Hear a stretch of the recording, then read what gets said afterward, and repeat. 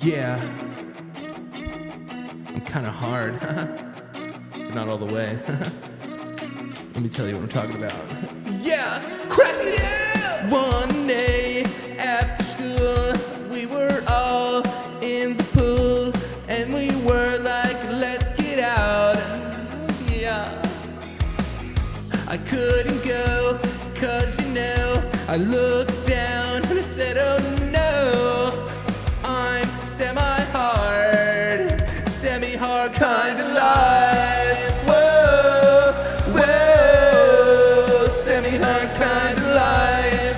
Whoa, whoa, semi-hard kind of life. Whoa, whoa, semi-hard kind of life. Whoa, whoa, semi-hard kind of life. I'm a grower, not a shower, so she wanted a pig. I sent her a semi-hard picture of my dick. She wanted it late night. Hope she doesn't have a fright at the size of my little guy, cause he's not that big. Sometimes I want people to see, but not before I play with them a bit until I pee. Whoa, whoa, semi-hard kind of life. Whoa. Semi-hard kind of life. Whoa, whoa, semi-hard kind of life. Whoa, whoa, semi-hard kind of life. Semi-hard kind of life. Semi-hard kind of life. Semi-hard kind of life. I'm a grower, not a shower. Semi-hard kind of life. Penis isn't too big. You just need to know that shit. But when it grows, you will know. Semi-hard kind of life. Whoa, whoa. Semi-hard kind of life. Whoa, whoa. Semi-hard kind of life. Whoa, whoa. Semi-hard kind of life. Whoa, whoa. Semi-hard kind of life. Whoa, whoa. Semi-hard kind of life. Whoa, whoa. Semi-hard kind of life. Yeah. Totally. Do you remember when you were semi-hard as I fixed these channels? Yes. I think I told this story. I was in eighth grade. I was in eighth grade class with Senora Ware. And Senora Ware? remember the Spanish teacher? Yeah, with Hey, baby. Senora Ware. Oh, hey, baby. Senora Ware. You said dong. Fucking dumbass. You said where? Hey, baby. I love that. You fucking dumbass. You dumbass. Yeah. baby. Remember you could see her scalp through her hair? Yeah, she had like, I don't know if that's alopecia, but it's just like thin hair. There was a kid that I coached who was like, had like a bald spot when he was like 12. Yeah. And it was weird. He just had like really thin hair. And Just in that one. Yeah, it's probably, I don't know. It's like, yeah, there's just shit. Follicles don't grow there. I think because it's weird because he had a full head of hair, but it was like transluce. Yeah. Kid had transluce fucking locks. I just think of like a follicle, like as a cartoon, like with its, like a follicle dad with its follicle son. It's like, no one ever goes there, Simba. No one ever goes there. It's just, No one ever it's goes just there, dead. Simba. It's just dead, burnt trees in the one part of his brain, in his head. Yeah, it was so weird. You know, like those glass noodles that you get at like Thai restaurants? Right. That's what his hair looked like. Let me ask you a question. Chris Rock obviously got slapped the shit out of his face for Yeah. making fun of Jada. Uh-huh. If I'm bald, am I allowed to make fun of Jada? No, because one, you are, yes, But she has her thing. but because since she has, I'm like talking a- about for the canceled world. But I think like baldness is a condition, right? Like I mean, I don't. You I mean, literally me and can't her- grow hair. She can't either. Her and I both have no choice. Yeah, that is true. So, and I started going through it before her, so I know what it's like before she does. Yeah, yeah. I think Or actually, no, yeah, maybe she was first. Yeah, but she has alopecia. You have male pattern baldness. I still think they're the same thing. It's just the inability to grow hair. Yeah, she's not like any weaker or sicker than I am. If she's weaker than me, it's because she's just like an older person. That's Yeah, it. like can alopecia lead to like more serious illness? I don't think so. I don't think so either. God, there's gonna be the fucking actually be like, person in the well- chat. Well, actually, alopecia's been known to ruin your ligaments in your knee. It could lead to sun exposure and sun cancer. But I don't know if there is. I mean, either way, there's always gonna be the one person also like, don't make fun of anybody. And I'm like, it's not that we're making fun, but like, come on, man, don't take life so goddamn seriously. This is what I'm gonna tell everybody right now about me. I'm gonna make fun of things until I'm fucking dead. Imagine the world that we're in though now, where you actually have to be like, yeah, dude, chill. I have friends that have alopecia. Oh my god, dude. Yeah. First of all, I'd be like, I'm gonna beat you up in front of your friends with alopecia. Yeah. Just like, yo, chill. Like my friend has alopecia. Nah, Dude, shut nah. the fuck up. Nah, dude. all right. So like here, in all honesty, I get it. It's because someone may be insecure or whatever. Yeah, so but they're not here. just because you have something, right? But then that's literally taking away your ability to be like, I'm fat, and then everyone's like, stop saying stuff about fat people. But you could be like, I'm True. fat. Which by the way, let's get real though about that. You look great. You're Lost doing 25 great. pounds, baby. In my opinion, like I said, I'm not just saying this to suck the dick of like anybody that's like chubbed out there or whatever. I don't know. I've never really thought you were like, I don't see like, if you're too big, there's too big. I think everyone knows that because it could cause health issues. Yeah, there's like if I could always walk. Yeah. Like you didn't look. Like if I came to your house like today, like in a Yes. fucking jazzy scooter, Yes. you'd be like, yo, dude, like what's going on? Yeah.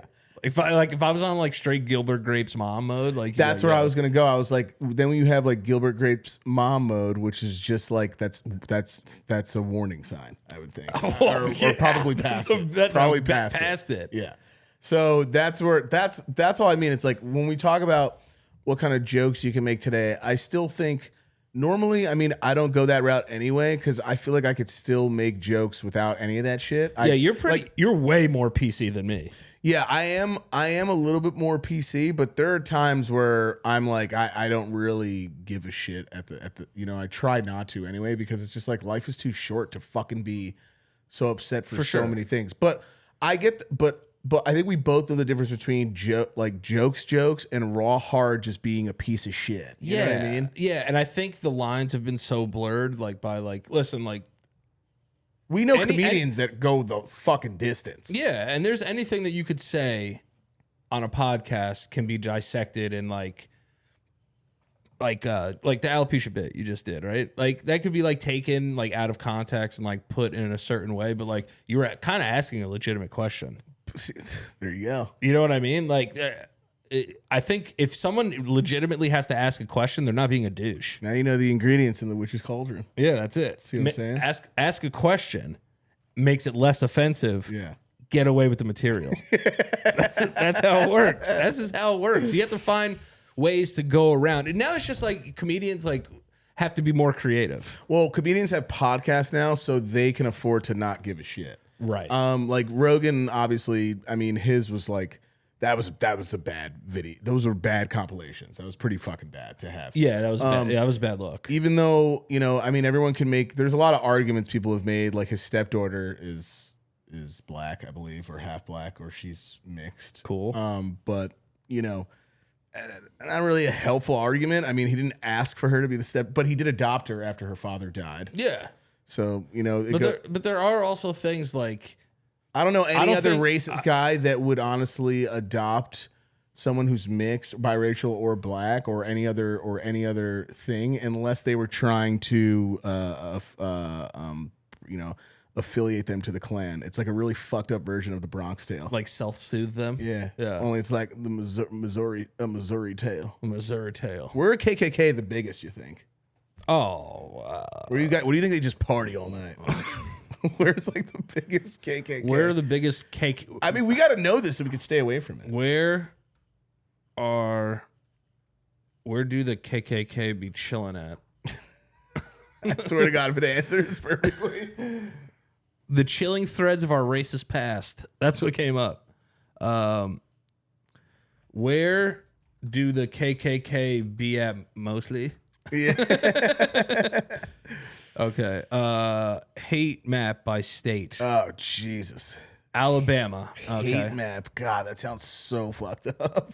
So I guess this. Well, hold up. It says Alabama Knights of the Ku Klux Klan. Oh, of course, Alabama. No. So we're gonna find out. Alabama has 13. Alaska has 1. It's probably just like one KKK dude who's like, yeah, and he's in a fucking alpaca. He's in an alpaca, or no, he's in an alpaca. He's in a parka. He's in a parka. Yeah, he's in a fucking parka with a hood on. He's like, yeah. Arizona has 22. Arizona's got 22. What are these, groups or people? These are like, it's got to be groups. Like churches of the Alabama Knights of the Ku Klux Klan are there. Jesus Christ. These are states that all have like known KKK places. Dude, and do you see how they're like Arkansas has 9. California has 65. Jesus Christ. Well, California is fucking huge. Yeah, it's huge. People forget, like, oh, California, blue state, that's huge. Hell no, it gets fucking racist as shit out there. Yeah. I mean, California is literally like half racism of America. Yeah. So big. Racism everywhere. Colorado has some. But let's talk about how they What the fuck is a Neil Voltzkish? Let's talk about how they still exist, but they're trying to be like more PC now, which is just like, no, we don't want to hurt black people. We just don't want them anywhere in our town. Yeah, that's all. We just want them to have we just like think that they're not they shouldn't, they'll never be the master race. You know what I mean? That's all there We just want them to have like their own hangout area. Dude, it's so. Florida has 53. Yeah. Okay, you have to take one into a fight with you, the KKK or the black Israelites. Wait, what do you mean? Like you need like an argument. I gotta know this whole thing. No, like who are you picking like to argue? Like what cause you ever see like the black Israelites like on like the streets of like Times Square, just like, you fucking bitch. No. You goddamn Protestant slut. No, but I know like the hardcore Israelites. So I guess we're just picking it's complete polar opposites. Yeah. Who am I picking to argue with? Yeah. I thought you meant who do I want to go to war with? I was like, bro, I don't think I want to. Who would you rather spend your last dying moments with? I don't want to be in the lifestyle of anybody that lives a life that's that fucking chaotic. That's so much stress every day. Let me ask you an easier question. Worrying about who's going to be in charge. Let me ask you an easier question. Who would I want to argue with most? Like, yeah, who would you want to argue with most? You have to pick like which one you would argue with. KKK, because they're hilarious. Like, they're just fucking a lot of them. I mean, there's probably some of them that have mastered manipulating people and shit. Oh, for sure. Them in. But the KKK, because they're fucking hilarious. Because like the KKK is funny because like they'll tell you how they're not racist, and then you'd be like, "Hey man, like you're racist." They'll be like, "No." Right, and you could also do 360s around a lot of those motherfuckers' brains. You know what I mean? I don't know if I'd like to argue with like I don't know what they call themselves. What do they call themselves? Like Knights of the Round Table or something, or like Top Knights. Yeah. Or no, like Knights of the Klan or something. Yeah, or like a main guy is like a grand fucking wizard or whatever. You said wizard. Yeah. The Grand Wizard. Yeah, it's like wizards. They have weird names. Look at the fucking rank names for KKK ranks. There's one that's like fucking medieval owl and shit. They're weird. All right, the KKK ranks. Yeah, ranks. There's like grand wizardry. All right, the Ku Klux Klan titles. You could be an what is this? You could be a fucking great Gandalf or something. Gandalf. Great Gandalf. Jurisdictions. All right, these are the officials. Great Gandalf. So let's go right here. Khalif. We'll go from the bottom. You could be a Nighthawk. Damn. It's kind of a sick name. Kind of cool. A Clexter. Clexter. This is where you're losing me now. Everything else is. We outrank you. We're Clexters. Then there's a Clarago. A Clarago, which is an inner guard, sergeant at arms. Then there's a Clad. A Clad, which is like a Chad. Conductor. Is that the guy who like fucking like hands out the Bibles and stuff? I don't know. The conductor, does he like make sure everyone gets on the train and get to the meeting? Then there's a Kirby. I'm just kidding. There's a Clobby. Clubby. And there's a the Clobby is the treasurer. Then there's a Magikarp. A Killgrap. These guys are all fucking Pokemon, bro. Ku Klux Klan is full of Pokemon. Dude, a Clud? That's a Clud? That's a Pokemon name, 100%. And it just comes out like Clud. Clud. Racism. Clud. You other Pokemon are too dark. Clud. Clockhard? Clockhard? He's a lecturer. Damn. Why is that a picture of I don't know. that looks like a picture that's in a math book. Yeah. I like the Clud. We don't like them. Yeah, no, we don't like them. We did say that Nighthawk is kind of cool. But the names are kind of fire. Yeah, Nighthawk's kind of cool. Besides all the ones with K's. And then instead of calling him a president, it's Supreme Grand Wizard. First of all, that's a rap name. Yeah, that is a rap name of a guy who started rap in the Bronx. Yeah. I'm pretty sure. And also, every name is K. This is basically Keeping Up with the Kardashians. Oh, yeah, they're all K'd up. Nighthawks, yo. Why is the worst one the best one, though? Black Israelite rank names. I don't think they're gonna have rank names. Do they? I'm gonna be honest. I have no idea what. I know I've heard of Israelites. I don't know what this is. Oh, you never. Well, yeah, because you want to know what it is. You're not really in the city that much. So like, these are people that will like white women will walk by them and just be like, "Fucking white bitch." Oh damn! Really? Yeah. Are they known for that? Oh yeah, dude. They're fucking crazy, bro. Damn. They're nuts. Damn. Give me a little something. Give me some. You want some footage? No. Oh, I want. I was read about something. to say. I was like, we could pull up some footage. No, I don't want any fucking racist shit. Yeah, me neither. I was about to say. That's why I was like, oh, racist enough. No. Oh, so it's like So are they known to actually be like a supremacy though? Well, they'll park up like in the park like this and like old like extreme Hebrew sex. like well, not sex, guys. It's sects, like sections, I think. What is it? Oh, they're super sexist. Are they? Yeah. What is this? I've never heard of this in my life.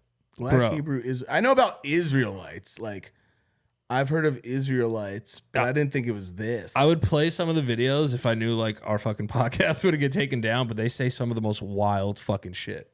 Damn, bro. Wild. What the fuck? Yeah, there was literally a group down the block from the show. Why are they all dressed like fucking Renaissance fair people? They're all dressed like Renaissance fair people. Yeah, they do go really hard, bro. Damn, son. They all look like they're going to a Magic the Gathering fucking con. Yeah, because this dude literally has like a hammer saw. Yeah, and that guy's got a fucking shield with a fucking lion on it, a lion crest. Some of them, they look like fucking that. It looks like a wrestlers group, like a wrestling group. Yeah, this looks like a racist faction that Vince McMahon would put out there, like the Nation of Domination. They would go against the Nation of Domination. Who would I rather? I mean, honestly, I don't know. Now I didn't know that that's what it was. I don't know who I would want to argue with more, to be honest. I don't know who I'd rather get in an argument with. I think I'd have a better shot winning an argument. Either fucking side I pick, I feel fucking racist even for arguing with which one. Oh, that's so fucking wild. I didn't know that they exist. I've never seen that. Because I remember in my experience, like a guy walked by me. He was like, "What's up, brown brother?" Oh, damn, for real. And I was like, "What's up?" What's up, man? I was like, "Hey." Yeah, you're like, "Oh, what's up, man?" He's like, "Where are you from?" And this is how I didn't know like who they were. They were all like dressed in their fucking Renaissance fair clothes. Yeah. And they were like coming at me, but they weren't really coming at me at first because they were trying, I guess, to recruit me because like I had like some like skin coloring. Yeah. Melanin. Skin coloring. So they were like, what's your religion? I was like, what? Like, what religion are you? Because they're Hebrew, right? Yeah, they're Hebrew. And I was just like, I'm Christian. Or I guess they're claiming to be Hebrew. I don't know. And then he was just like, he's like, oh, all right. And like, he was talking to me a little bit more. And then he goes, where are you from? And I was like, I'm from here. He's like, where's your ancestry? And I was like, Italian and Puerto Rican. And he was like, oh, you're from the tribe of Ephraim? Yeah, and you're like, I don't know what that is. I was like, I don't know what the fuck that is. And he was just like, oh, yeah, you're one of the... And then they start going off. They like circle around you. Ephraim a real thing? Yeah, it is. Oh. It's like one of like the like original like Hebrew tribes. I would have been like, nah, I'm from Diaphragm. I'm from Octagon. I'm from fucking yeah. I've been like, I'm from fucking yeah, but they were Resident Evil 3 Nemesis. they were literally like right down the block from my show. Yeah, that's intimidating. When I was walking through, they were like yelling at like 4 like white women. Yeah, like going off on them. I know everyone's gonna be like, Mike, you're such a pussy, but why can't everyone just love each other, man? You know why? Because someone somewhere hate is a disease, and somewhere someone got sick, and then there was an outbreak. Yeah. And then it just has spread ever since. It's like the flu. It's not going anywhere. No. COVID's not going anywhere. You think it goes away. Yeah, you think it does. And then it comes right back. And then someone coughs a huge amount of fucking hate right into your face. I remember Eric Andre. While you're at a hole-in-the-wall bar in Alabama. Somewhere. Eric Andre did like a thing like mocking them. Oh, yeah, really? Where he like pulls out like starts like sucking like another guy's like fake penis or something. Right, yeah. And they all got upset. But yeah, they're literally right down the block from. So I did stand up last week, but literally right down the block. Yo, amazing show, by the way. More claps. It was so good, bro. It was so fucking good, man. It was a lot of fun. Let's get down to the whole process. Ask me all the questions. My brother Danny, guys, did a show on Broadway at Caroline's. Can you say that like that? It's on Broadway. That's why it says yeah, it's Caroline's. But when I told people Danny did a show on Broadway, they think you were in fucking Lion King. Right? They were just like, I'm here. Yeah. It's like, suck my fucking titties. Yeah. Oh my lick God. my asshole. Dude, the fucking I'm gonna do a one-man show like that. The tit eulogy. Yeah, so Danny did a fucking show. Be honest, did you think I wasn't coming because I wasn't there at the first one? Or were you getting updates? So I gave you comp tickets. That's the first question. No, the first question. So this is what happened. I get like a group of people that I can give free tickets to. Yeah. I gave free tickets to you, and then they check it off and tell you like which of your comps are there. And then I literally looked into the crowd, and there was a spotlight on one seat that was open, and it was the seat that you were supposed to be in. Damn, bro. Yeah. Fucking Smallest Violin starts playing in your head. Yeah. So I was You're just like, damn, son, damn. I almost didn't go on stage. No, I didn't give a fuck. At that point, I didn't care who was there. I wish I could have. I wish I didn't see you outside at first when you came out. I wish I would have seen you while you were performing. You'd be like, "What's up, guys?" Like fucking like you don't think the dad's there movie scene, and then you look into the crowd, and I'm right there, and then you're like smile, and then you're just fucking on fire after that. You stand up like you're the first one to clap. Like Yeah, I tell a joke that sucks, and you're just like, yeah, and it's just me going off, and everyone goes crazy. But yeah, so no, I made it to Danny's second show, and Yes. it was. I wasn't expecting you to bomb or anything like that because everyone already fucking knows you, so I knew people were gonna be happy to see you. But I wasn't expecting the delivery to be as like, no, that's not true because I really do feel like you're a natural, honestly. So I felt like it was gonna be good. I didn't know you were gonna be so calm though up there. You know what I mean? It was almost like you had been doing it for fucking 5 years or 6 years or something like. So like the Trump joke was fucking good. Yeah, that was a good one. That's a good one. And then the crowd work that you did later on, was that something that happened more comfortably the second time around? So the first time, because the second time crowd work was fucking really fun. It was good. Yeah. So you told a guy that he looked like he did ayahuasca. Oh yeah, that dude. Yeah, that guy. Tell some guy to take his fucking shirt off and start dancing, and he did it. And he like made out with his girlfriend. Yeah, it was awesome. And then I told him to take his pants off, and that kid 100% would have taken his dick out if I asked him to. I think so too. I thought about it, but then I was like, you're gonna have to get out. And, whatever. Yeah. But so this is how I did the entire show. So to answer your question, I almost like practiced to the point where I want to take breaks in between the jokes because I know someone's going to fucking say something. Right. So I honestly think that doing podcasting for all of these years is what made my crowd work so good on that night. Right. Because I do so much of it being very quick here. That's actually cool to hear. In case I ever did do one, like it's nice to know like you can kind of just go up and just be yourself. Like so I told I told a couple of people this, but I never thought. First of all, if you're ever gonna do your first show, don't make it an hour. I got insanely lucky. Right. I got insanely lucky, and like a thing is this, like. People say like, oh, well, like it's your audience, like it'll be easier to do. And part of that is true.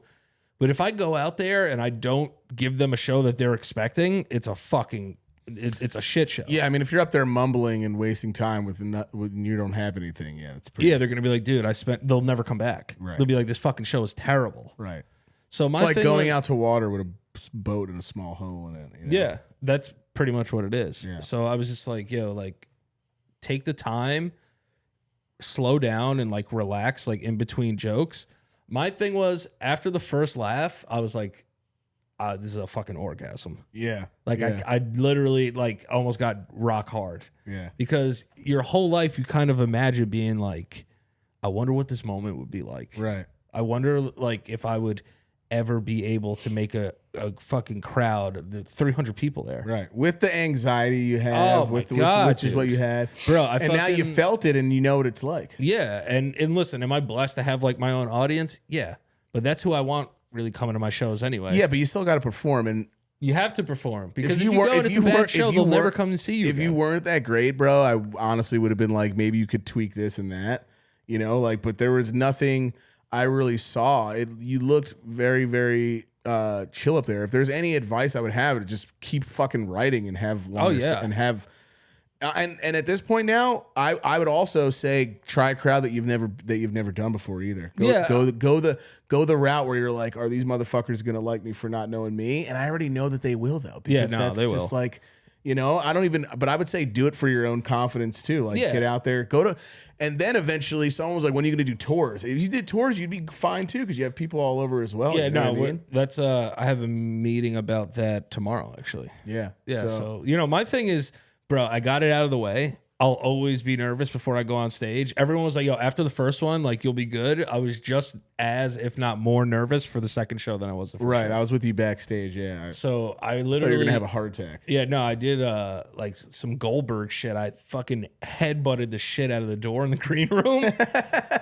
because I was all like shocky. Like your fucking football days coming back. Yeah, it really was. And I had some like a moment where like I was getting like a little like shaky, but like also like shocked. Like, yo, I can't believe this is gonna happen. Like, what's happening? What's going on? And like people are talking to me, and I'm just hearing like, yeah,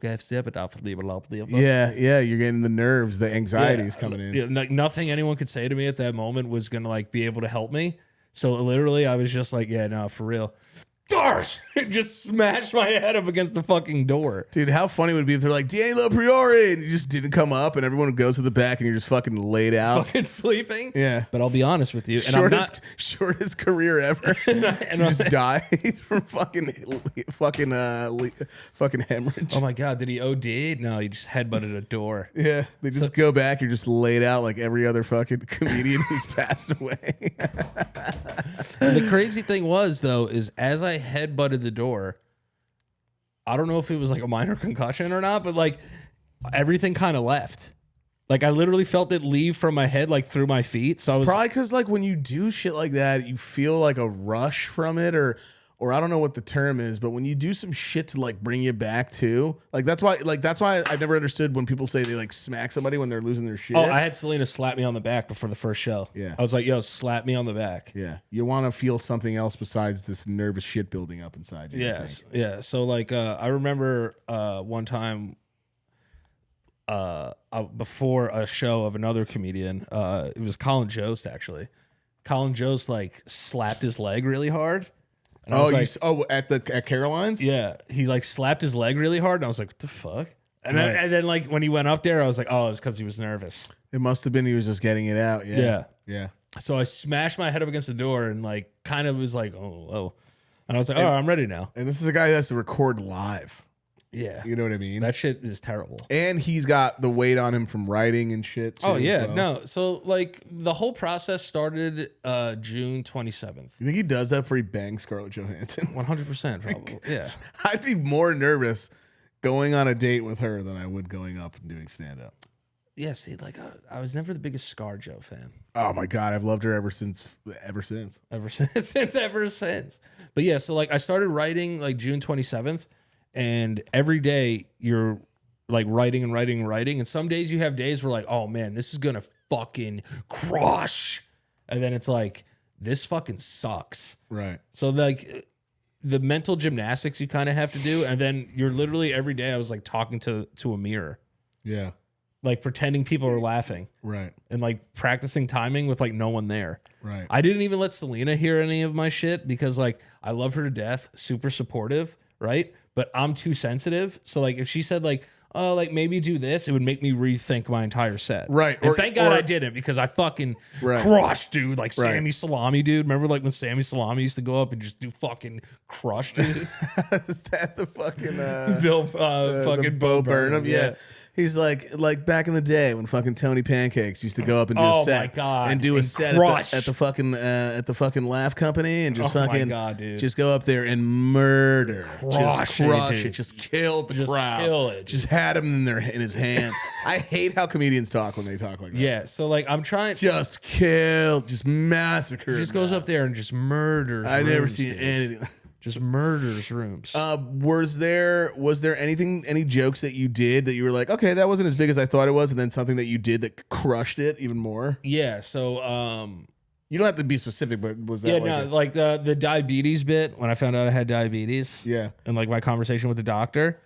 So I didn't really think like that would get a laugh. Yeah. But it got like huge laughs. Yeah, because it's like kind of like, it's not self-deprecation, but it's like you're talking about real shit. People like when you share life, I think, on stage too. There are a lot of different types of comedians. Yeah. But a lot of people like, you talk about things from life, or you could be the observant fucking cunt or whatever. But for example, the crowd work you did with the chick who had diabetes. Oh yeah, she had type 1. Yeah, and you were like, and you turned it into, because you were type 2, and you're like, I can't fuck with you. It's like blood versus Crips. Yeah, that was shit I know that you and me would do here 100%. or do on the couch. 100%. And like to see people laugh at it, I'm like, this is what me and him do when we just like hang out, And then it was so good that I thought you fucking planted that chick for a fucking second. No, she messaged me later on, and I knew her because her face. Yeah. I was like, yo, diabetes. And she was like, yep, I was a diabetes girl. She'd messaged me. It was just, that was really, really good. Like, I was like, if you can do that, I think you're fucking set too. You know what I mean? Because you can do, like, then there was one person who was like, yeah, and you were like, yeah, fucking that guy. When there was people going off, like heckling. Yeah. I was like, yeah, it turns out one of our biggest, Danny's biggest hecklers were two of my fucking sisters. Yeah, dude. So my sister Kiana walks in like 15 minutes into my set. Obviously hammered. She has to be. I don't understand what would convince her to fucking do this. Because Kiana's not like that anyway. No, Kiana's like 43 years old. Right, and she's chill. And she's chill. Very chill. So she walks into the showroom like it's a fucking Whole Foods. Like she sees me like shopping in a fucking Whole Foods and goes, "Hey, brother." Yeah, yeah. And I was like, "What's up, brother?" Yeah. Oh, you said that? I was like, "Yo, guys, that's my fucking sister, dude." Yeah. And then someone told me that you said it's the most Puerto Rican thing you can do is just come in a room full of people that you don't know and just yell out to somebody you know in the center of the room. I was like, "Yo, all right, can you sit down?" I was like, "Can you go sit down?" I was like, "Let's let everybody know you're Puerto Rican." Yeah. Just coming in there and screaming. Yeah. Right. So then like, that was the funny thing, because I was able to turn that into how I found out what a period first was. It was from Kiana. Kiana taught me what a period was. And there you go. You took that, and that's how you make the set last. Yeah. And then there was somebody else that heckled. Like, there were a couple of hecklers, not bad ones, but they were just like, yeah, like, fuck, like, what about that? And like, and what's that? Woo! And I was just like, all right, cool.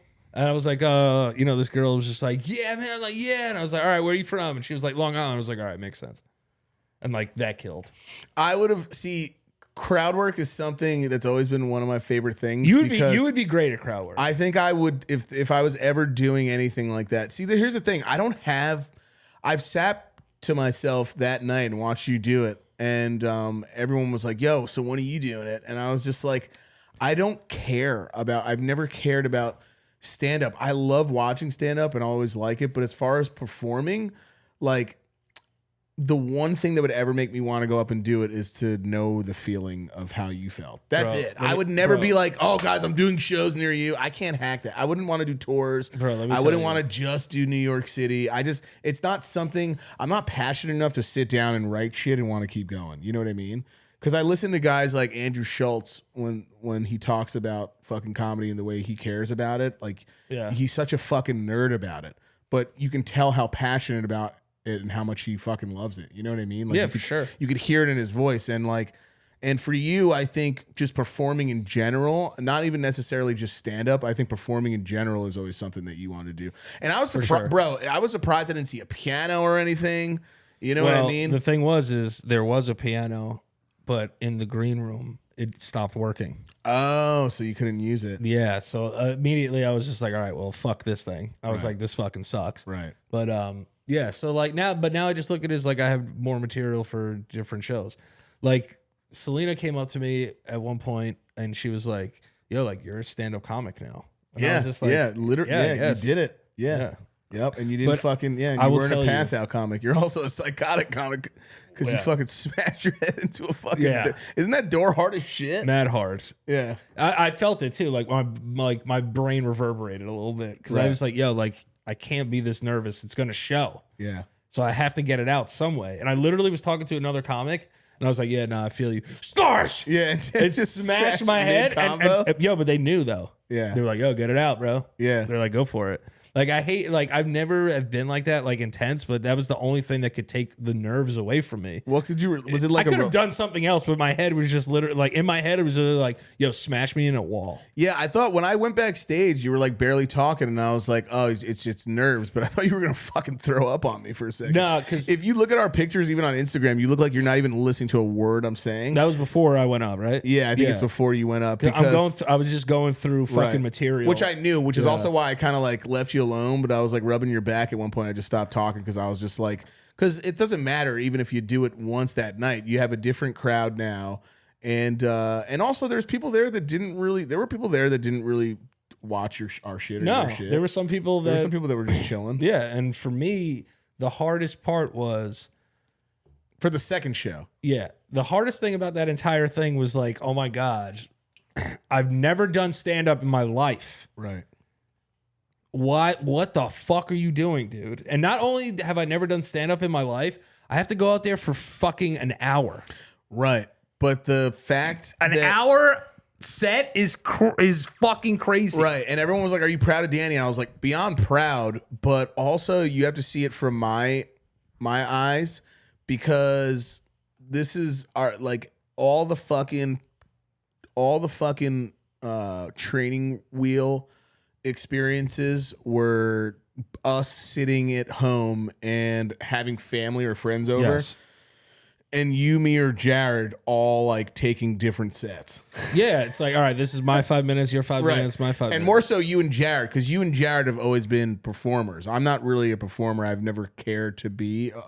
Like, I love hearing people laugh, but I've always loved seeing you and Jared do your thing and always being like, it's enough for me. You know, it's never been a nerves thing. Cause dude, you saw when I went back there, I was fucking becoming friends with like everybody in like 2 seconds. Yeah. Mike literally just only came into the green room to like take pisses and shits. Yeah. And do jokes. And then just like leave. Yeah, and get alcohol. Yeah, and to go get alcohol. Yeah, but I just got everybody like mad alcohol in there. I was like, like it was a party and shit. But no, like it was so weird though, because you and me went from, I'll never forget, one of my fondest memories is like you and me when we were kids, and we always watched Comic View, but there was just one specific time when we were younger, when we were upstate at Poughkeepsie at Kathy's house. Oh yeah. And my mom and dad used to bring us to my mother's like lifelong friend Kathy's house. Kathy and I forgot her husband's name. Paul. Yeah. And we used to go up there and it was so quiet and like crickets and everything. And they used to let us stay up because Kathy was just like, hey man, you do whatever you want with your kids. Like, but my kids are going to bed at this time. Yeah. So me and Danny would stay up late because our parents were just like, whatever. They would let us usually stay up fucking late. Especially if we went upstate. So we're in the room and me and Danny, I think, shared a pull-out bed and fucked. No, but we shared a pull-out bed and then we would watch Comic View. I remember we were watching It was one of the first times we ever started really watching Comic View. Yeah. And we just fell in love with, and it's sad to even say this, I mean, we fell in love with comedy first, but we fell in love with black comedy more than anything else. Yeah, hell yeah. I mean, black comedy is the best. And as much as people want to say, well, what's the difference or whatever, there is. It's different lifestyles, it's different upbringings, but then there's not. Then it's not always going to be the same thing, because even within black comedy, there's different comedy because there's different personalities.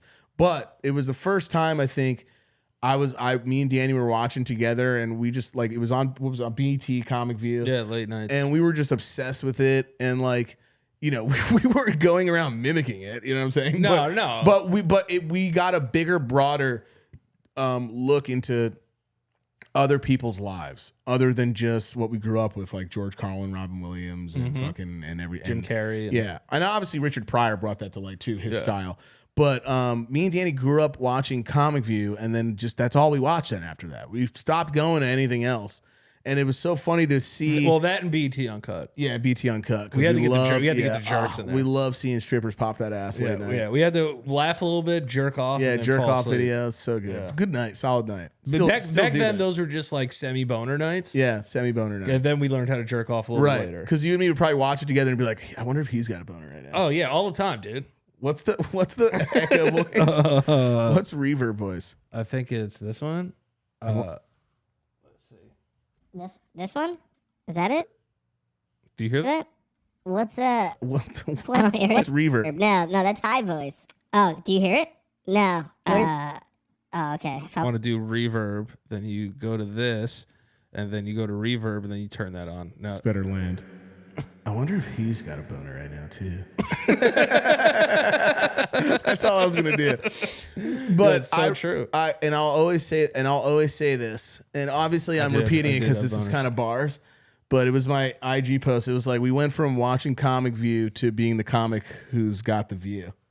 Bars of the audience. Yeah, you know bro, what I mean? That shit was fucking lit. And it was so cool to see you do that because I had that flashback back to us sitting down just watching TV and dying laughing with like kids on our stomachs with our fucking little fucking pussy feet up back and forth just laughing at a lot of the greats. You know what I mean? Like Bernie Mac. I almost said Bernie Sanders.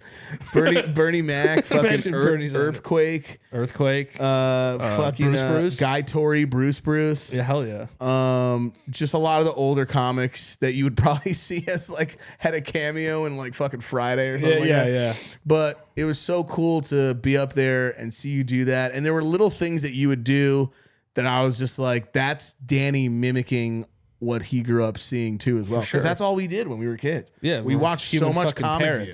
Yeah. That's why I didn't watch any stand-up for almost 2 weeks going into it. Right. Because I'm such a fucking parrot that someone's delivery would get stuck in my shit, or the way they say a certain word would get stuck in my shit. I was like, yo, don't watch anything for 2 weeks. Yeah, I get that. Because I'm so good at auditory memorization.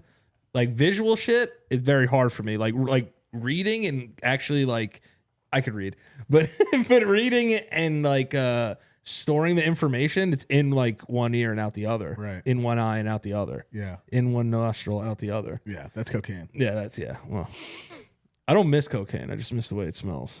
Yeah, we were talking about That's why though. I didn't mean to cut you off. But no. Go ahead. But I just know if I hear something a certain way, it'll become part of my lexicon. Yeah. So it's just don't fucking watch anything. Yeah. Friends were like, yo, you got to see the new Bill Burr special. And I was like, I can't watch it till after. No. And honestly, that special is him just being, he's very much himself. And then he's observant too and kind of just brings out shit in his everyday life. It's just the way he describes things is fucking phenomenal. Yeah, his observations are just fantastic. But yeah, you were a mixture of so many things, it was really you brought, I think the biggest part of you on stage is music. Yeah. And that should always be a thing, you know what I mean? That should always be a part of your thing and bring it in if you have a DJ that's cool or whatever guy. But I got a taste of it too. Let me tell this story. Let me tell the story. So going into it, it's it's almost like going to your own birthday party because your family's there and stuff, and you get up and do this whole thing. But I'm like, yo, this is there's mad fucking people here, bro. Every once in a while, I would look in the room. I'm like, yo, I put all these people in here. It's fuck crazy. Yeah. So then I'm like, you know what? I was looking around the room. I'm fucking doing my set. People are fucking laughing, having a great time. I look down, fucking Jonathan's crying, bro. I know, yeah. Daniel was crying. I was just yo, you guys are gonna make me fucking cry. I fucking was sitting further away at that point. I left the chair that was open. I think either someone took or I left. Yeah. But I didn't. I went to go again. I went to go piss, and I came back, and then the guy was finishing them. It was you, but I was sitting across, and I saw John like picking up his glasses and wiping his eyes. I was like, oh, this motherfucker's crying. Yeah, and I was just like, oh damn, dude, because I saw him like because in moments like that, it's my first time, so like I'm looking at people that I know to be like, keep going. Yeah. So like every once in a while, I would look, and Mom would be like. Yeah. Like, you got him. Like, keep going. And like, Daddy would be like, yeah. Like, all right, cool. Yeah. And then I look down, and fucking Jonathan and Daniel are like crying. They're so fucking proud of me. Yeah. So I'm just like, fuck, dude. I couldn't even look at them. I had to walk away. Right. Yeah. Because you didn't want to. Yeah. You didn't want to like be. Yeah. And, I didn't want to put them on the spot, like just by like staring at them. But like a big thing that I realized from show 1 to show 2 was like interact and like look at people in the audience. Yeah. No. Yeah. That was good. It would have been hilarious if you were like, are you crying right now? You fucking pussy. Like, and then I just start crying, right? Yeah. But no, and that was good too. So I'm scanning the room, right? I'm scanning the room, and Michael's there, and I was like, "Yo, my brother Michael's here," and the fucking place went crazy. Yeah, it was awesome. Yeah, and I just got up and did gang signs. I didn't know what to do, but it was fucking. They went fucking nanners. Yeah, it was really cool. That was an unbelievable thing. That was really, really wild. Here's the thing, right? It's also because everybody knows I don't leave the house. Yeah, but bro, I'm telling you, like doing that, I look at it like this. Some people are content with their lives, some people aren't. I can only speak for myself. The only thing that I could say is if I would have never done that, right? I would have regretted it until the last day on earth. Right, I'm not that way. See, yeah, but what I would have regretted the last day of my life is if I didn't push myself and have a breakdown almost in order to go see you. Yeah, but I would have regretted that for life. Not your first. It was your first show, and Jimmy was like, "Bro," Jimmy was driving me. I was having a fucking panic attack on the way to the city. Yeah, and then you get to Broadway, that section of Broadway. Yeah, and it was fucking. It seemed small to me. Yeah, because it's like there's not a lot of cars in that section. Right. They break down the drive-in traffic. They do, and people can just chill on the street kind of, it seems. So it was nice. It was really, really nice to be there and feel that. And then like, again, the first guy that came up, I was almost going to have a panic attack because I was like, fuck it. This is like, it was unreal to me for me to be there. Oh yeah, dude, I knew people were gonna fucking bombard you for pictures and shit. Oh, I wasn't even talking about that, but that was fucking crazy too. I told you, bro. People fucking love you, bro. As soon as I went to go in, there was a line of people to take pictures, and I fucking felt like fucking Michael Jackson, not Michael LoPriore. Oh yeah, dude.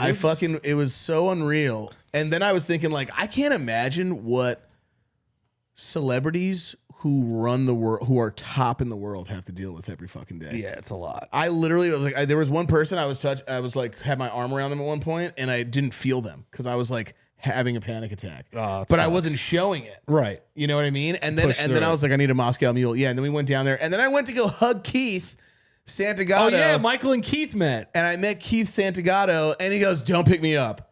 I was like, I'm not gonna pick you up, you fucking idiot. I was like, you fucking piece of shit. You're fucking embarrassing me in front of everybody. He was like, don't fucking pick me up, man.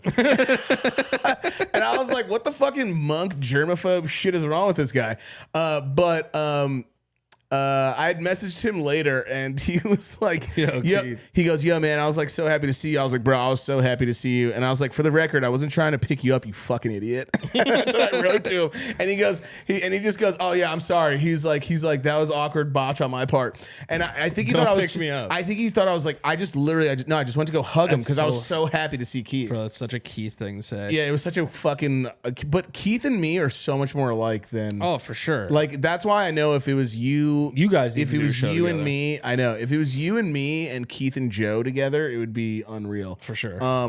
Obviously, like it's just because Keith gets out more than I do, but Keith is like almost this, like we're not the same, but we're both very peculiar fucking people. You know what I mean? That's for sure. And you and Joe are the younger, like fucking trying to get it out there brothers and shit. Well, shout out to the Santagato clan. They came out and fucking, yeah. I'm sad I missed Joe. Yeah, Joe had the flu. Joe texted me though, like after, and like his sister told.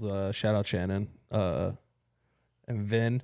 And they just had they were just like, yo, like you were fucking amazing. Like those are the people like I knew like.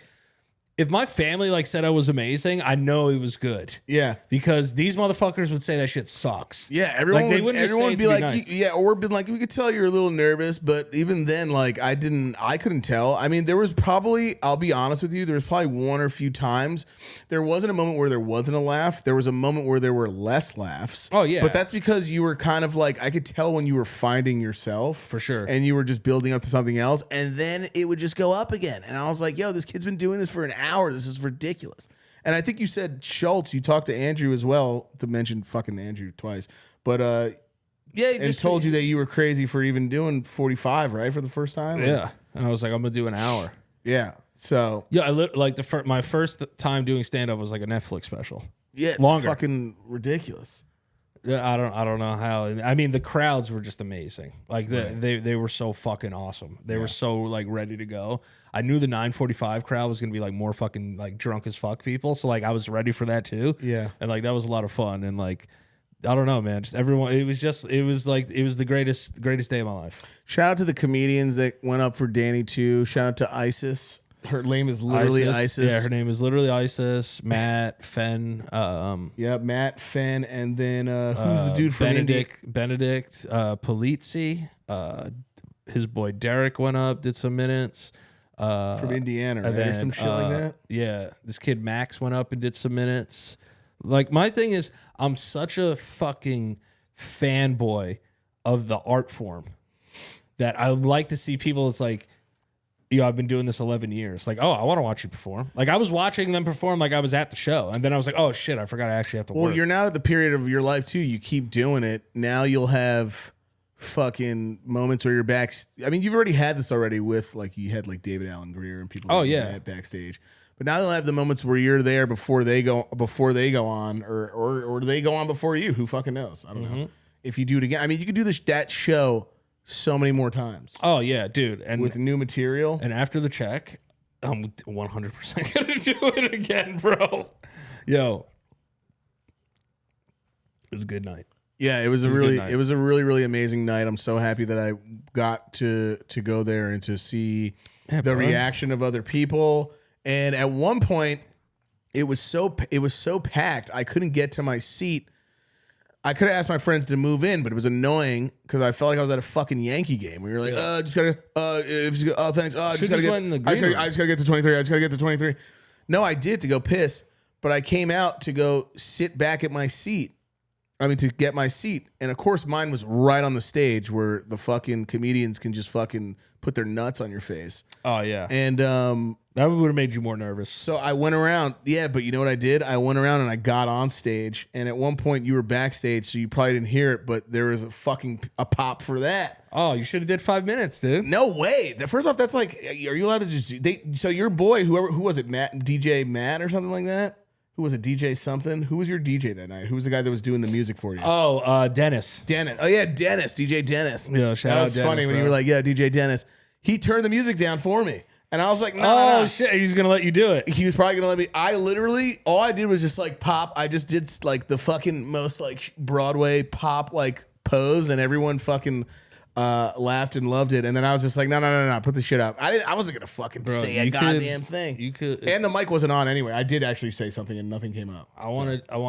We should just do like a LoPriore showcase where like everyone does like 5 there. minutes. I think there will probably. And then I'll headline it. I'm not gonna say yes or no to that because I'm not gonna give. I'm not gonna give you. That's fuel. my dream. That's my dream is being like we go back to Caroline's.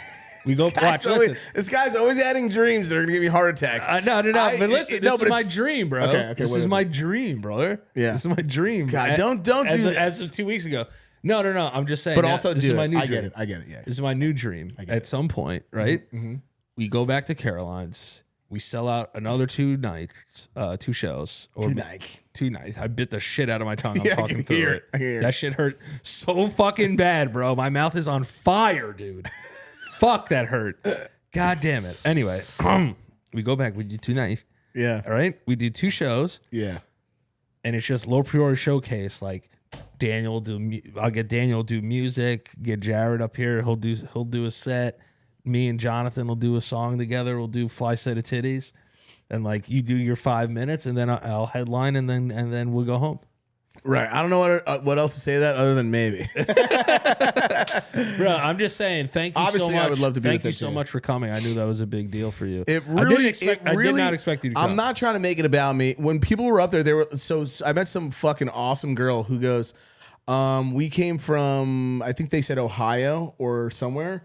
And, dude, there were people from other states that were there. People from other countries there. Yeah, and which she was unreal to me. And she was like, I just want to let you know, like, sorry, excuse me, I'm having like a fucking panic attack being here. And she's like, I'm thankful to you and Danny, just because I know how much you, and shit like that, guys. I just want everyone to know it helps so fucking much. And I hate to sound like such a pussy, but it's so true. Like when I was there at one point, I was like, okay, we're in the realm of this doesn't feel real, but we're going to deal with it. And my cousin Jonathan always has a really good thing too that he says was just like, bro, just pretend you're in a dream. It's not hurting you, right? And I was like, nah. And he's like, so then you're just in a dream, and that's all there is to it. You know, he's like, so I like that. Yeah. I'm gonna use that. Yeah, and shout out to John, our cousin. It was so funny too, like because Isis, the comedian, was like, "Get me on the show," and John goes, John's like, I haven't even been on yet. Yeah, right. Yeah, that's true. Which obviously that will fucking happen, and it'll be wonderful. Yeah, and we'll get all those. I told John, I was like, we haven't had a single guest yet besides Dad and Mom, but and we had to have Dad because you fucking almost died in here. I know. That was a great fucking, but it was honestly surreal to be there. But at one point, there was a part of my brain where I was just like, it's not surreal because who gives a fuck? Because this was meant to happen for you. You know what I mean? It was meant to happen for somebody in our family. It didn't. No, it's 100%. And it didn't all come together until after the first show. Right. It was it's standing ovation. Yeah. And if you see, like, when the video drops. Go like this? Yeah, because I couldn't believe... Yeah, like I felt like I died and like got to watch myself do my thing, and then my entire soul like came back up through my asshole. Yeah, and my soul was like very like wanted to cry as soon as I entered my butthole. We've been together for so long. It's like it's crazy to think at one point. I don't know. It's like we've always shared something. Like we shared Dad's nutsack for sure. I mean? Yeah, 2 years separately. Yeah, like I was out first. And who knows? Maybe I was like, "Yo, I'll see you out there, dog." Dad shot 2 ropes for us, dude. Dad shot mega ropes for me, right? And who knows? Maybe I bumped fucking inner scrot with you. I would, yeah. But I like not scrot. No, but I get what you're saying. Like of this came back to like this, like kind of like defining moment. This night we started from the sack and now we're here. You know what I mean? Like we went from the sack and then seeing you on stage, like. Life, that's all I could think about while I'm there. I'm like, yo, life is fucking. I mean, the same reason I'm afraid to go to shows is the same way I'm thinking when I'm at the show, because I've always turned things into way too intricate, specific ways of thinking. And as soon as I got there, I was just like, I wasn't even hammered. Like I've been drinking way too long my whole life, but I had like a Moscow Mule. I had 2 claws. Bro, I was sitting right here at the on the couch, fucking drinking a claw. Whenever I get nervous, I get the shits. Oh, and yeah.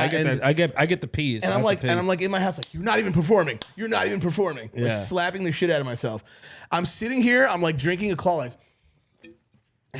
like I'm wiping the sweat from my face. I'm sitting down. I'm like, yo, Danny's performing. You're not performing. And then I'm like, everything's going to be cool. You're going to be fucking fine. Like, stop overthinking everything in your fucking life and just fucking go to the goddamn show. And like, I'm just sitting there and I'm like, you're like throwing up in your mouth, puking in my mouth because I'm chugging blackberry claws. Ugh. And I'm sitting here and Jimmy's like, I'm outside. I'm like, yo, hold on just like 1 second. Crush more claw. Like, and I'm like fucking throwing up. Then I was too gassy from the fucking claws, like too bubbled up. And Jimmy's like, yo, man, you're going to be good. I'm like, yeah, no, for sure. Everything's going to be cool. And I'm saying that. And Jimmy's like, bro, it's all good. Everything's going to be fine. And I'm sitting there, yeah, like, no, everything's cool. I'll say that and believe it for 2 seconds. And I'll look out the window. I'm like, I'm going to die tonight. Yeah. I did. I know that feeling, bro. But you did so well. And there was a point where it just, seeing you up there, it flushed everything out of me. And I was like so fucking happy and so fucking proud for you.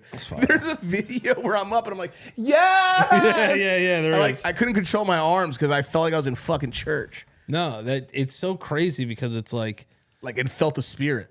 Yeah, dude, that shit happened to me too. Though when I was up there, I was like, yo, like just hoping grandpa's there. You know what I mean? Like all sorts. Yeah, of shit. it was just like all of this fucking nonsense, like of just like life. Yeah, like culminated into like this one fucking amazing moment. Like cousins I haven't seen in a while were there. Yeah, Caitlin was there. Dude, when I saw her, like I was so happy to see her. Like this is like so awesome. Yeah, she was with her friend, this girl, and I wanted to be like, oh, did you break up with your husband and you're a lesbian now? Or something. You should have. But her friend I think her friend had a shirt for you. I think they were both wearing shirts for you. Yeah, they were both wearing like. I think Selena made a bunch of merch and. Yeah, Selena was fucking amazing. Yeah, I can talk about this for a million. Yeah, no, it was amazing. It was really one of the most special nights ever. Like, I'm gonna tell you what my favorite part of the entire night was after we do this HelloFresh ad. Let's do it. All right. Shout out to our friends at HelloFresh. We love HelloFresh. You want to know why? Because HelloFresh gets you the farm fresh, pre-portioned ingredients and seasonal recipes delivered right to your doorstep. Skip those trips to the grocery store and count on HelloFresh to take care of all of your food needs. Because listen, not only do they make cooking fun, not only do they make it easy. Okay? Guess what else they do? They make it less expensive than actually going to the grocery store. That is right. They have everything for every diet. All right? Trying to watch carbs? They have a low carb menu. You're trying to go keto? They got you covered. All right? You're trying to up those carbs? You a little active boy? Active girl? Active? And you want to go out there and get active? They have stuff. Everything that you need when it comes to dieting, any kind of diet you want, HelloFresh has it. They have everything. You can customize your favorite dishes with Hello Custom by swapping out one protein or side for another. So it's not like, hey, I wish I could have these mother effing potatoes with this fucking fish. I want to do that. They could do it with Hello Custom. And this is what they have available to you guys, all right? I use HelloFresh. HelloFresh has been a part of me losing weight and saving money because now I know exactly what I'm eating, when I'm eating, how to eat it, how to cook it, how to prepare it. HelloFresh has been right there with me during my weight loss. So shout out to HelloFresh. I love HelloFresh so much. But if you go to HelloFresh.com/LOP16 and use the code LOP16 for up to 16 free meals and 3 free gifts. If I were to knock on your door right now and said, hey, what's up? Do you want 16 free meals and 3 free gifts? You're going to say yes. Okay? And if you don't, you're fucking crazy. HelloFresh knows what they're doing. I love everything about HelloFresh. So go to HelloFresh.com/LOPS. That's LOPS 16, LOPS 16, and use the code LOP16 for up to 16 free meals and 3 free gifts. I'm telling you now, thank you so much to all of our friends at HelloFresh. You guys have been amazing. Thank you for sending me food. Thank you for keeping me trim and slim now. I could see my wiener, and it's because of HelloFresh. Go to HelloFresh.com/LOP16. Yes. And I'm sorry. I know I was on my phone for that, but HelloFresh is one of our sponsors that I was just so pleasantly surprised at how fucking great I felt cooking the shit. Oh yeah, that's the thing I love about it the most is because HelloFresh HelloFresh is the shit. And again, in all realness, I see them everywhere. A lot of my friends also, shout to HelloFresh, sponsor my friends too as well. But it's honestly fucking amazing. It's the recipes that I've cooked up. I didn't realize when I ordered the big bundle, though, how much fucking food I was eating. Yeah, dude. And I was like, God damn. Yeah, bro. But seeing the box, doing the recipes, HelloFresh is amazing. You get that bang for your bizuck. But again, HelloFresh.com for real. /LOP16. For real. But I will tell you, to get back to what we were talking about, the greatest moment of the entire thing was when I got back to the green room. Yeah. And I had this moment of being like, yeah, I just lived out my lifelong fucking dream. Yeah. I was vicariously through you in a way. Yeah. And I know I said I don't care that much about being on stage. Obviously, it'd be cool, but I would never do that over and over and over and over again. I just don't have it in me. I don't care to do that. Yeah. but I loved seeing you up there. That's why it meant so much to me, because I was just like, I'm living vicariously through you, you know? Do it, baby. So it was it was sick. It was great. It was literally. I've never felt anything like that in my life, and I wasn't even the one on stage. Dude, it's crazy because fucking unreal. It's weird because like you have this adrenaline, and then you have this adrenaline dump, and then you're like, oh my god, like this is the most sad I've ever been in my life. But you know what? Maybe I actually want to go back. I was becoming friends with like Charlie. Yeah. Security guard. Yeah. Charlie's the fucking man. Dude. When I had to go piss, and as soon as I was going up to piss, and he just got up like this. I was like, yo, chill. I gotta go fucking piss, bro. Yeah. And then he's just like, he gets up like this, like fucking military, like super soldier. And I'm like, yo, I'm Danny's brother. And someone goes, it's Danny's brother. He goes, oh man, you the skinny one. And I was like, yeah. And now I don't have to piss because I fucking did it already. It's all over my fucking shiz. Charlie's the fucking man. He was dying laughing. He goes, oh man, I'm gonna make you piss yourself.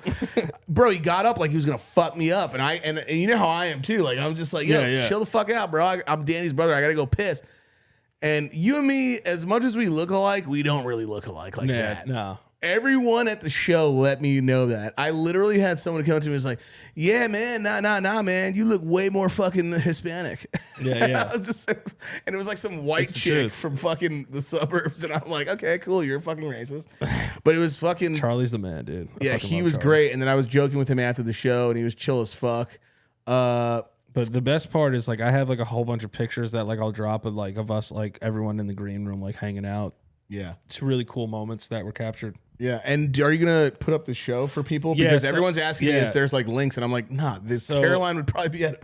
Yeah, there's no way they would do that. No, so what I'm gonna do is it's other people's material too. You can't do that. A cinematographer has it. They're cutting it and sending it to me. So I'm waiting to get it back, and then I'm gonna release it on Patreon. Right, which I think makes sense only because people paid for the show. Yeah, that's the only reason I would put it behind a paywall is because one, to support me. Right, yo, and motherfuckers gotta make money out here. We're about to have an economic fucking crisis downfall. We already having it. We gotta make money, y'all. I was like, listen, if we're gonna keep bringing the jokes, you know what I'm saying? Y'all gotta keep the lights on. You know what I'm saying, y'all? For sure. And that's that's the main reason. And I just wanted to say to us, like everybody like listening and those that watch, if there's something that you want to do in life, just fucking go out there and try it and do it, because I'll tell you, I made every excuse in my life to like not do what I did this week. And at one point I was literally sitting on my couch and I was watching something, and I wasn't watching anything comedy related. And I literally just said to myself, I said, you know what I want to do? I want to do fucking stand up. I want to do it. But not only do I want to do it, I want to go fucking hard. I want my own show, and I want to do an hour, and I want to push myself to the absolute limit. And there were times where I almost canceled the show because I was so nervous that it wasn't going to be good and that people weren't going to like it. And, you know, we have a big enough following where people can go on the internet and be like, yo, this show fucking sucked, or like this, and I want my money back. Like, you start thinking about everything, you know what I mean? Right. And just to see, like, when people online tell you, like, yo, like, if you post something and people doesn't get a lot of likes or whatever, it's like, don't let that shit stop you from doing the things that you love to do. Yeah, because like, I mean, me and Danny, do what you want to do. Yeah. Do what you want to do, because you don't want to fucking go to the end of your life with these things being like, why didn't I just do that? Right. Just fucking try it. And in all real go for it and enjoy it and have fun with your life. Have fun with your life. The things that you can control, you can control. Things out of your control, don't even worry about them, because they're not in your control. There's nothing you could do about it. But you can control what it is you want to do, how you want to do it, when you want to do it, and when the time is right, just fucking go full fucking send on that shit. Yeah. And honestly, I want to say to anybody who spends their hard-earned money on my brother or myself, sorry, I'm not laughing at that. Anybody who spends their hard-earned money on any of us, just trying to keep us afloat as two dudes who I do think are incredibly fucking underrated, but highly motivated now at this point of our lives. Like, we're not ever going to stop doing what we do. Regardless of it, we'll fight through it and always try to make a way for you guys to get the content and you guys to be a part of it. We might not be as fucking flashy and have that much shit out. I mean, we're always talking about it and always working on it.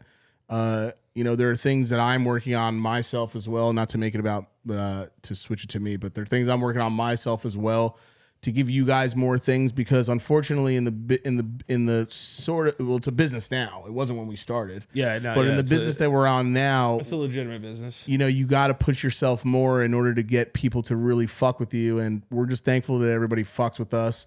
And even if the podcasts are straight laughs, sometimes it's not. It might not be as different. There's always things that we're gonna keep pushing towards to do it. I always said that the beginning of this podcast also will be kind of like a eating you out before we fully fuck you and make you come all over the place. Yeah. But I think a lot of people wanted to know what the experience was like, because everybody that listened to the show knew literally I did it, so. Everybody was like, "Yo, can you talk about the show when it goes down?" Yeah, even sure. my girlfriend was saying this thing. Like, please talk about the show when you guys talk about. So to battle. I think there's nothing that we could talk about besides the Ku Klux Klan Black Israelites that can outshine the moment and the awesomeness that took place on fucking Thursday, August fucking 11th. I'm literally not even gonna remember the date. I'm terrible with numbers. Yeah, I mean, so like 2022, I said, man. Just to anybody out there, it's like, yo, if I did it, you could do it, man. You guys have been listening to my journey, for years now, and that's not even all the people that could have been there. That's just fucking for New York, and they were sold out. You could go to other places and be like, yo, I'm gonna be here. You know what I mean? Yeah, dude. That's next, bro. Where's one state you could perform that you'd be fucking nervous as shit in? Probably like Middle America somewhere, or Alaska, where there's like one KKK dude. Yeah, where the one KKK guy comes to my show. This guy's not funny. This guy sucks. I'm gonna go ice fishing. Fucking. For whitefish. I came out of my fucking glue for this shit. Came out of my glue for this. But no, it's like there's other places I want to go. Your parka was made in China, bro. I have like a big following in Toronto. Like, definitely gonna do Canadian spots. Canada. The love in Canada is ridiculous. Florida, upstate New York. So the three places I want to hit are Florida. There's a big following there. Canada, Montreal, and Toronto. Obviously places in New York. People obviously know us internationally, but it's so funny because Canada to me will always be pseudo international, right? But it's still international. Oh yeah. But you go to Canada, bro, and you crush it. You're an international star. Yeah, it's international. Yeah, brother. That's fucking fire. You just sell out international shows. What's one country you would love to perform in if you could? Canada. But yeah, hey, Canada is next, bro. I want to do Toronto in like the next like 4 or 5 months. Right, that'd be tight. Yeah, that'd be. Really, it's just really like I'm very new to the game. Like, like I'm still learning. Like, getting with the right agency and like doing this shit and like trying to figure out how's the best way to do it and all like the business shit of it. Like it's way more business involved than I want to be, but it's like I have to do it. But like. That's what I'm pushing towards. Like, I'm gonna go on tour, bro. Like, this opened a huge floodgate for me. Yo, I was so nervous and so afraid that after I said, "Oh, I could do this, bro." Yeah. And then there'll be nights where I have shitty nights. Who knows? It's whatever. Yeah, you might fucking. I don't think it's harder to bomb when people know you again, but you might do a night where you go, "Fuck it, I'm gonna do this opening. I'm gonna do it impromptu." Oh yeah, or sit in or something. Yeah, no. And then the next thing you know, yeah, and it's all part of it. You know what I mean? There's going to be moments of insecurity because anything that you do that has longevity in it is going to have ups and downs. Oh, for sure. Dude. And you need the downs to be like, God, I fucking just went to the fucking chuckle fucking factory and just fucking murdered and just fucking crushed, dude. Fucking slayed it. Johnny fucking Sweet Shoes was there, dude. Oh my god, brother, just fucking crushed. But again, it was such a fucking unreal experience to be outside and be the. It was the best. It was literally the best. The last time I was in the city is when I dropped you off, like a year and a half ago. Unreal. And remember then I had a panic attack just going to the halal fucking cart. It's crazy. I couldn't even. I was like ordering my shit. I'm like, can I get a chicken lamb gyro? Or sorry, Guido, as they say it in. Is it Guido or is it if you're Greek? Yeah. Guido. Yeah, it's Guido if you're. It's Guido. Yeah, it's Guido if you're Greek. Can I have a Guido? Why does that not sound right? Yeah, because it's. I mean, gyro just sounds more fun. But I thought it was Ito. Oh, is it Ito? Ito. Maybe it is like that. Maybe it is. Ito. Maybe it is Ito. Maybe I got like the sort of close to that, but yeah, no, it was awesome seeing that and being in the city again. Like the city's energy is, you can't deny it, you know? Nah, you can't, bro. And then also like just to have everybody like, bro, you do 2 shows and get 2 standing ovations, like that's gonna rewire something in your brain, bro. Like I've always like believed in myself, but I've never believed in myself more than I do now, and I owe that to like the people that came out and came to the shows, and then also I owe that to like myself and my family, and it was just fucking awesome, dude. I wish and hope and pray that everyone could have a moment like that in their life, because I feel like if you're a good person, everyone deserves it. Hell yeah. But speaking of people that deserve it, it's our patrons, baby. You see how good I am at segueing now? Because I've just been writing so much. Our family, because that's what Patreon are. I got to meet a couple of patrons too at the show. Yeah, no, I met a bunch of people at the show. Shout out to who was the homie that did this? Are we both going to be fucking buttholes? And No, the my first guy, name? Underclass Hero, bro. Underclass Hero made these fucking awesome little boys for us. All right, and they're beautiful. His friend at Ruin Creations made these little things for us. So if you want to go get yours made, maybe for a friend, maybe for a lover, or maybe looks just like us. It says "still fat" here. I don't know if you could see it. Yep. But got they made my us grapefruit titties in the chain. I got my New York Yankee pendant on here. My Yoda beard. Yoda hat. They gave us a couple of gifts. So thank you. They came to the show and gave those to us. If you go to @Ruin Creations and want to get your own, go for it. And check out the Audio Asylum podcast. Very good stuff. And then, let's get into our Lot Nation CEOs and CFOs. Allison Meta, David Simpson. You know what? Hold up. We're going to do that again. Allison Meta, David Simpson, Lynn Spees, Big Mo, Moises Sandoval, Nicole Derelou, Riley Dickerson. You said Dick. Riley Dickerson, 69. She knows what she's doing.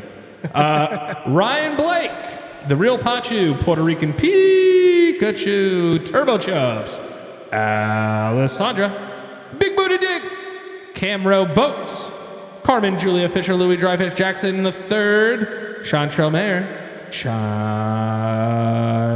Atkinson, Corbin, damn that's dub, Franco Safalu, it's me, Nikki, Jacob Conway, John Kaminsky, Joseph Arsenault, Linda from accounting, Maximilian Vasquez, my catastrophe, Neely Thomas, Nicholas Andrick, you said Dick, PATN, Paolo Xavier, Radar Taylor, Ricardo Reyes, Vanessa Pineda, and Young Mart.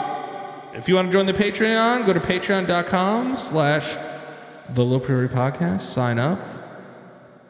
And Michael, where can they find you on the internet, my guy? Everywhere is Michael_LoPriore. Besides Twitter, which is LoPriore Mike. Oh, awesome. And then you can find me at Danny LoPriore everywhere. And then stay tuned. I'll be doing stand-up in a city near you soon. So we're going to figure it out. And I love you. Thank you to everyone that came to the shows.